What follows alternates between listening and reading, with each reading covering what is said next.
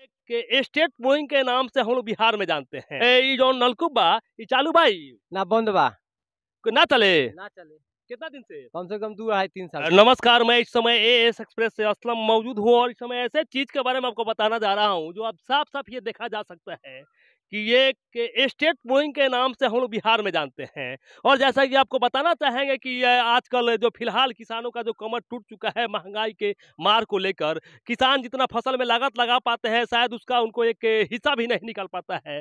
लेकिन ये अफसोस का आलम ये तब होता है कि जब जहां आपको बताना चाहेंगे कि पेट्रोल और डीजल का दाम देखिए, तो सवाल यह है जब डीजल 100 रुपए पार है तो किसान किस प्रकार से सिंचाई करेंगे, जबकि ऐसी व्यवस्था है।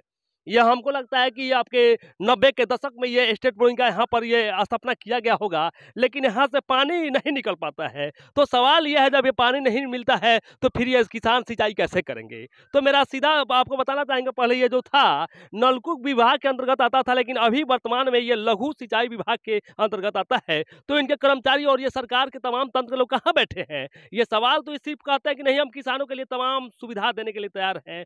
किसान सच्चाई बात है इस देश के अर्थव्यवस्था के रीढ़ है और एटलीस्ट कहा जाए कि 70% किसान भारत का जो आबादी है ये 70% लोग किसानी का कार्य करते हैं, खेती बाड़ी करते हैं। और ये किसान किसानी करना छोड़ दे, खेती बाड़ी करना छोड़ दे तो शायद यूं कहे कि सभी लोग भूखमरी कगार पर आ जाएंगे। तो इसमें कोई दो राय नहीं। लेकिन फिलहाल आपको दिखाना चाहेंगे कि अगर ऐसा हालात है तो किसानों के साथ इतना अन्याय क्यों किया जा रहा है। पहला चीज ये होगा। दूसरा चीज ये कहे कि अडानी अंबानी जैसे लोग अरबों खरबों रुपए लेकर हिंदुस्तान से फरार हो जा रहे हैं तो सरकार उसके पीछे नहीं भाग रही है। लेकिन जितना जुल्म और अत्याचार हो किसान के ऊपर निस्संदेह किया जा रहा है। और इस प्रकार की जो व्यवस्था है सरकार को कहीं ना कहीं ध्यान देकर उन्हें ये इसको चालू कराना होगा, जिससे कि जो आसपास के जो हमारे किसान बंधु हैं वो आसानी के साथ सिंचाई कर पाए, उनका फसल लहलाता हुआ दिखाई दे। आपको दिखाना चाहेंगे जब ये बाहर की स्थिति इतनी बुरी है तो आप देख सकते हैं कि अंदर क्या हालात होगा। फिलहाल हम चलते हैं, देखते हैं ताला खुला है या बंद है।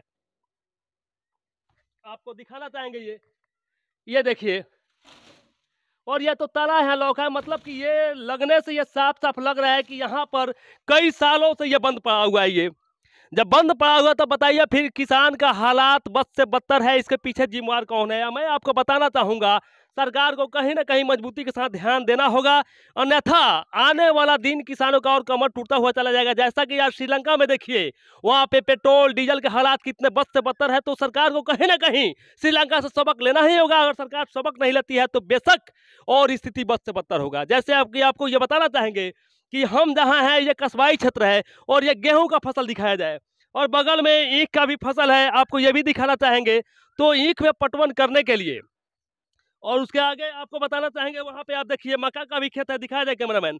तो आपको तो कहीं ना कहीं पानी की आवश्यकता होगी। ये पूर्वी चंपारण के हम आपको बता दें केसरिया प्रखंड के हिस्से में आए हुए हैं। तो आपको हमने दिखा दिया किसान की कमर किस प्रकार से इस महंगाई में टूट चुकी है और सिंचाई की व्यवस्था यहाँ पर है फिर भी यह बंद पड़ी है और सरकार का कोई यहाँ पर नजर ध्यान तो आ ही नहीं पा रहा है। खैर इसी कड़ी में हम बात करेंगे, हमारे किसान भाई है इनसे बात करेंगे। ये जो नलकूप बा ये चालू भाई ना बंद बा ना चले ना चले कितना दिन से? कम से कम 2-2.5-3 साल 4-5 साल पहले। तो फिर पानी कहाँ से पटाई ले? मशीन से पटावा जाला इंजन से। तो डीजल उजल तो महंगा हुई बहुत महंगा बा।